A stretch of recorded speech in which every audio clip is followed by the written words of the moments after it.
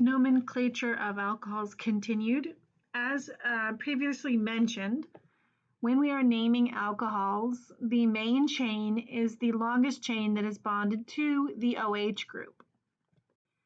In our examples, at the top left, we have a simple main chain that is a total of 4 carbons with an alcohol group bonded to carbon 2. And so there's no difficulty in counting the number of carbons in the main chain. In the molecule at the top middle, we have the chain bonded to the OH group, which is 5 carbons long, but the longest possible chain is actually 6 carbons. So we have, if we include the ethyl group and then go up, our chain would be 6 carbons. But because the longest chain of 6 carbons is not bonded to the OH group, it is not the parent or the main chain. It will not be the suffix of the name. And then we have an example where we have 2 functional groups, the ether and the alcohol, and bonded to the ether oxygen is a 4-carbon chain and a 3-carbon chain. But only the 3-carbon chain is bonded to the alcohol group, and so that is the main chain that will be part of the suffix. And the 4-carbon chain will be the prefix that represents the ether group as a butoxy suffix.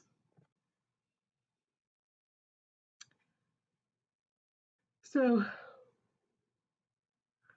and when we number our chains, we number the chains in the direction that gives the carbon bonded to the OH group the lowest possible number. So for the first molecule in line, that is numbering from left to right, carbon 1 and having an OH group at carbon 2.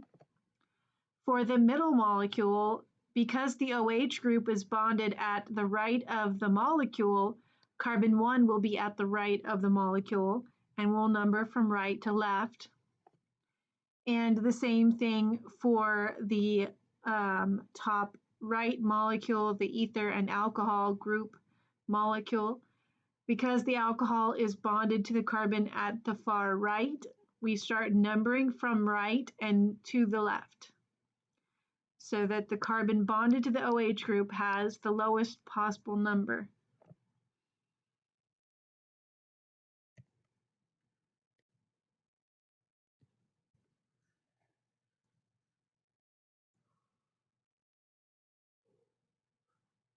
And we give those rules here on the slide. So parent hydrocarbon chain, or the main chain, longest chain that contains the functional group, the OH.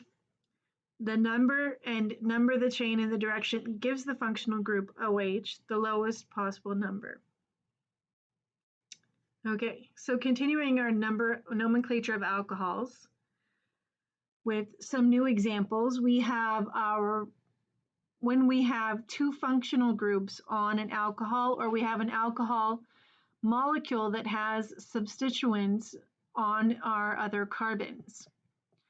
So the priority group is circled in red, and because we're dealing with alcohols, the priority group is the OH group. And I've circled the OH group for all 3 molecules in red. And then we have the substituent, which is going to be a prefix in a blue square. The lowest possible number is given to the carbon bonded to the OH group. And so we start numbering from the carbon closest to the OH group and number away from the OH group. So for our first molecule, we have that the OH group is bonded to carbon 1 and that we have a total of 3 carbons with a bromine at carbon 3. So when we name this molecule, it is called 3-bromo-1-propanol. For our second molecule in line, we have an OH group at carbon 2 numbering from the right side gives the OH carbon the lowest possible number. And as we number away, we see a chlorine group at carbon 4. So we have 4-chloro-2-butanol. And then for the last molecule alone, numbering so that the OH carbon has the lowest possible number, we number from right to the left, and the OH carbon is carbon 2, and we have 2 substituents on carbon 4 that are methyl groups. So this molecule would be called 4,4-dimethyl-2-pentanol. So when there is both a functional group and a substituent, the functional group gets the lowest number. The carbon bonded to the hydroxyl group must have the lowest number. Continuing our examples, we have numbering. So if you get the same number for the alcohol carbon from either direction, so for the first molecule in line, we have that no matter whether I start from the right or the left, the OH is on carbon 3. Then we will number so that the substituent has a lowest possible number. So again, if there is a substituent that has the same number from either side, then we will number to give the second substituent the lowest possible number, so that we would have 2-chloro-3-pentanol rather than 4-chloro-3-pentanol. And then for our second example, we have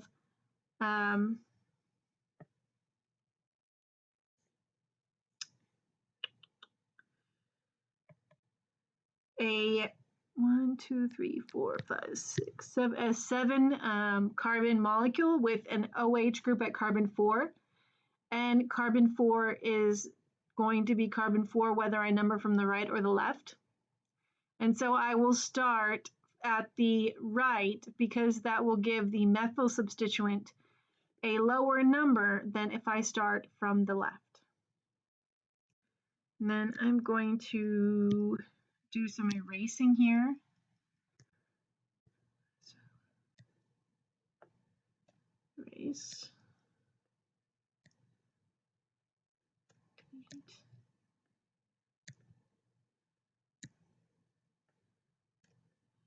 Okay.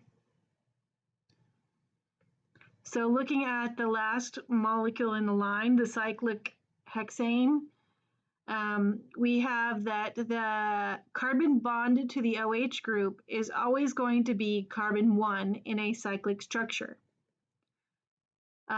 if the OH group is the highest priority group. And we'll cover other molecules where OH is not the highest priority group in OChem 2, mostly a little bit in OChem 1, but mostly in OChem 2. So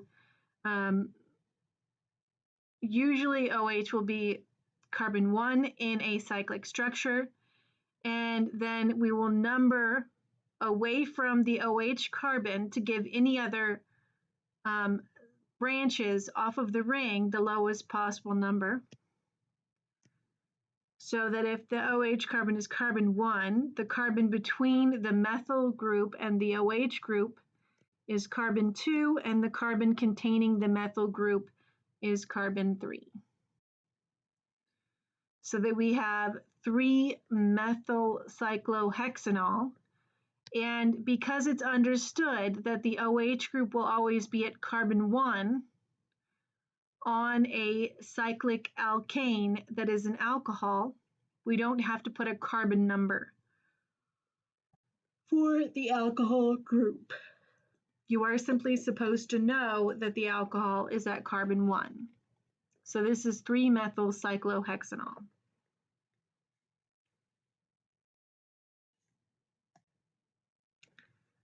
Continuing, we have some more examples.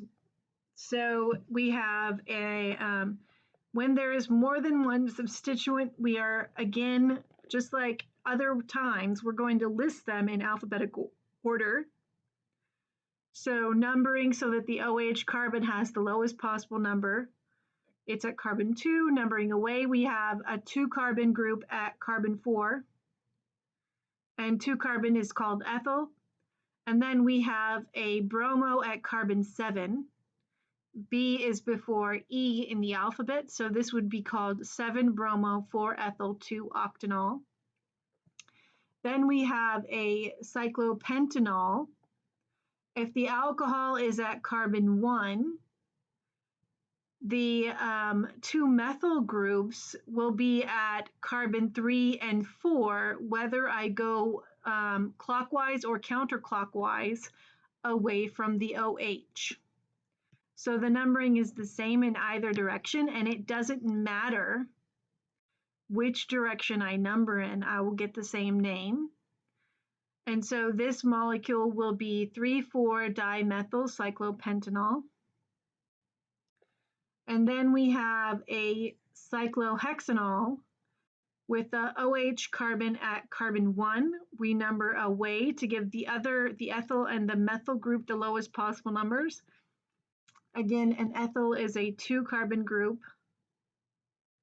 1, 2, so 2 C's. A methyl is a 1 carbon group. And so we have that ethyl is alphabetically before methyl.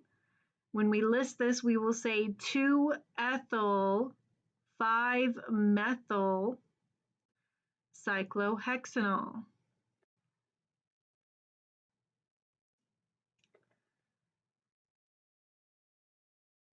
So going back over what we've been doing,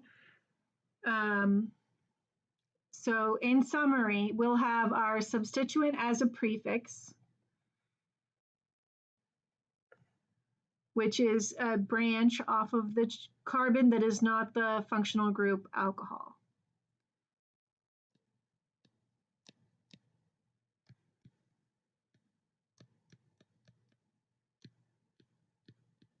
So any other branch off of the main chain other than OH would be considered a substituent. Then we have the parent hydrocarbon prefix, so the prefix indicating number of carbons in main chain.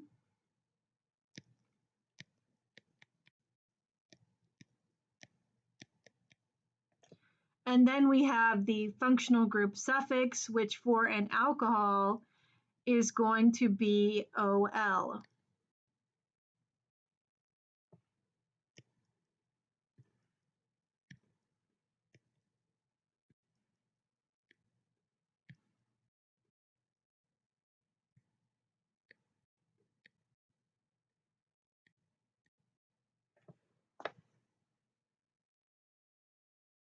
Okay, so now we're going to look at amines.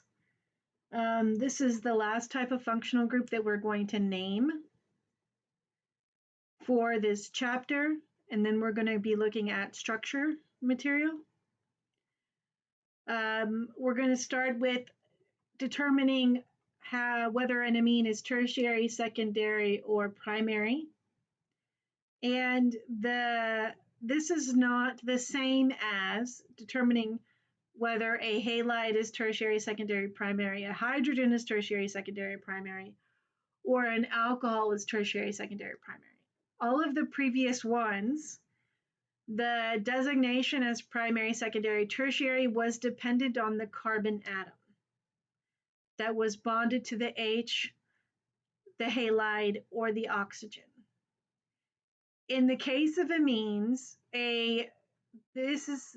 whether the amine is tertiary, secondary, or primary is going to depend on how many nitrogen to carbon bonds there are. If we have 1 carbon to nitrogen bond, then that is a primary amine. So our groups are carbons. So we have 1 nitrogen to carbon bond and 2 nitrogen to hydrogen bonds. And so that is a primary amine. And then for our secondary amine, we have 2 nitrogen to carbon bonds and 1 nitrogen to hydrogen bond. That is a secondary amine, 2 nitrogen, 2 carbon bonds. And then for a tertiary amine, there are 3 bonds to carbon from the nitrogen and 0 bonds to hydrogen. So the classification depends on how many R groups or carbon groups are bonded to the nitrogen. The substitution of the carbons is irrelevant. We care about the substitution of the nitrogen itself. So I have some practice problems for you. And I want you to look at these 5 examples and be able to determine whether the nitrogen in each of these molecules is primary, secondary, or tertiary. And then we can go, and then I can, if you have questions about whether you are right or not, you can send me a message on GroupMe showing the designation that you gave to each molecule. If it helps, we can make a chart. We can call them, we can assign a number to each one. So we can say that this is N1, N2, N3, N4, and N5, and then make a chart.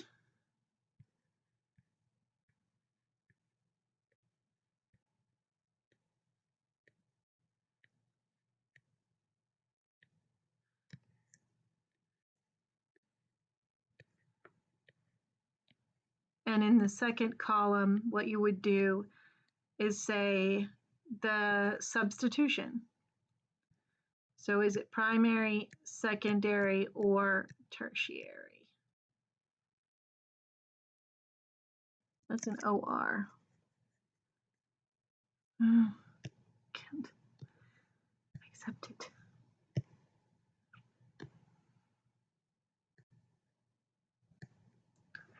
Or tertiary.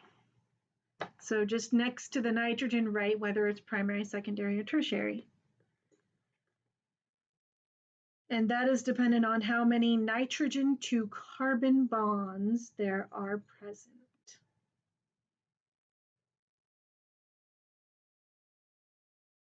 Okay, next. Let's continue with naming of amines in the next video.